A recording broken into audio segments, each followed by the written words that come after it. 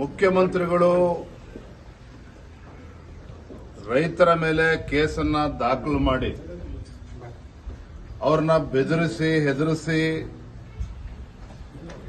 ರೈತರನ್ನ ಬೀದಿಗೆ ತಂದು ಜಮೀನನ್ನ ಕಸ್ಕೊಳ್ಬಹುದು ಅನ್ನುವ ಭ್ರಮೆನಲ್ಲಿ ಅವರೇನಾರು ಇದ್ರೆ ಆ ಭ್ರಮೆಯಿಂದ ಹೊರಗೆ ಬರಬೇಕು ಅಂತೇಳಿ ತಮ್ಮ ಮುಖೇನ ನಾನು ಆಗ್ರಹಪಡಿಸ್ತಾ ಇದ್ದೇನೆ.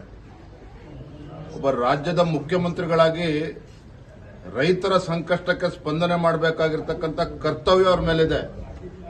ಈ ರೀತಿ ದಬ್ಬಾಳಿಕೆ ಮಾಡೋದಕ್ಕಲ್ಲ ನೀವು ರಾಜ್ಯದ ಮುಖ್ಯಮಂತ್ರಿಗಳಾಗಿರುವಂತದ್ದು.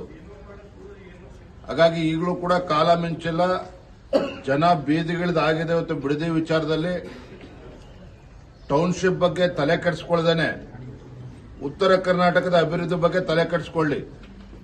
ಇಲ್ಲಿ ಬಂದು ಫೋಟೋ ಹೊಡಿಸ್ಕೊಂಡು ಲಿಂಗು ಕೈಲಿಡ್ಕೊಂಡು ಶಿವಪೂಜೆ ಮಾಡಿ ಇವೆಲ್ಲ ಕಪಟ ನಾಟಕವನ್ನ ಬದಿಗಿಟ್ಟು ಕಲ್ಯಾಣ ಕರ್ನಾಟಕ ಆಗಲಿ ಕಿತ್ತೂರು ಕರ್ನಾಟಕದ ಬಗ್ಗೆ ತಲೆ ಕೆಡಿಸ್ಕೊಳ್ಳಿ, ರೈತರ ಬಗ್ಗೆ ತಲೆ ಕೆಡಿಸ್ಕೊಳ್ಳಿ.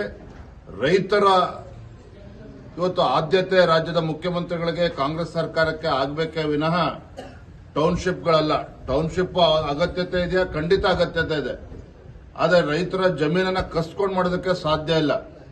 ನಿಜವಾಗ್ಲೂ ಕೂಡ ನೀವು ಅಭಿವೃದ್ಧಿಯ ಬಗ್ಗೆ ಕಾಳಜಿನೇ ಆಗಿದ್ರೆ ಬೆಂಗಳೂರು ಅಭಿವೃದ್ಧಿ ಆದರೆ ಇಡೀ ರಾಜ್ಯದ ಅಭಿವೃದ್ಧಿಯನ್ನ ಭ್ರಮೆನಲ್ಲಿ ಇವತ್ತು ಕಾಂಗ್ರೆಸ್ ಸರ್ಕಾರ ಏನಿದೆ ಅದರಿಂದ ಹೊರಗೆ ಬಂದು ಉತ್ತರ ಕರ್ನಾಟಕದಲ್ಲಿ ಯಾವ ರೀತಿ ಅಭಿವೃದ್ಧಿ ಪಡಿಸಬೇಕು ಅದ್ರ ಕಡೆ ಗಮನ ಹರಿಸಲಿ.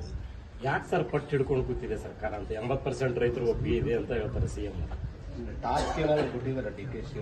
ಬಿಡದಿ ಟೌನ್ಶಿಪ್ ಜೊತೆಗೆ ಕನಕಪುರದಲ್ಲಿ ಏರ್ಪೋರ್ಟ್ ಅನ್ನ ಏನ್ ಮಾಡೋದಕ್ಕೆ ಹೊರಟಿದ್ದಾರಲ್ಲ, ಇವೆರಡೂ ಕೂಡ ಒಟ್ಟೊಟ್ಟಿಗೆ ಸೇರ್ಕೊಂಡಿದೆ. ಮತ್ತೆ ಡಿ.ಕೆ. ಶಿವಕುಮಾರ್ ಅವರು 100 ಎಕರೆ ಅಲ್ಲ 1000 ಎಕರೆ ಜಮೀನನ್ನ ಅಲ್ಲಿ ಇದೆ ಅನ್ನೋ ಚರ್ಚೆಗಳು ಕೂಡ ಅಲ್ಲಿ ಜನಸಾಮಾನ್ಯರು ಇವತ್ತು ಮಾತನಾಡ್ತಾ ಇದ್ದಾರೆ.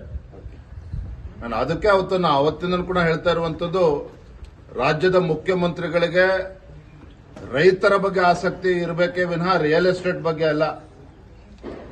ರಿಯಲ್ ಎಸ್ಟೇಟ್ ಬಗ್ಗೆ ಮರೆತು ರೈತರ ಬಗ್ಗೆ ಆಲೋಚನೆ ಮಾಡಿದ್ರೆ ಬಹುಶಃ ಇವತ್ತು ಬಿಡದಿನಲ್ಲಿ ರೈತರು ಬೀದಿಗಿಳಿದು ಹೋರಾಟ ಮಾಡುವಂತ ಪರಿಸ್ಥಿತಿ ನಿರ್ಮಾಣ ಆಗ್ತಾ ಇರಲಿಲ್ಲ. ರಾಜ್ಯದ ಅಭಿವೃದ್ಧಿ ಅಲ್ಲ, ಅವರ ಅಭಿವೃದ್ಧಿಗೋಸ್ಕರ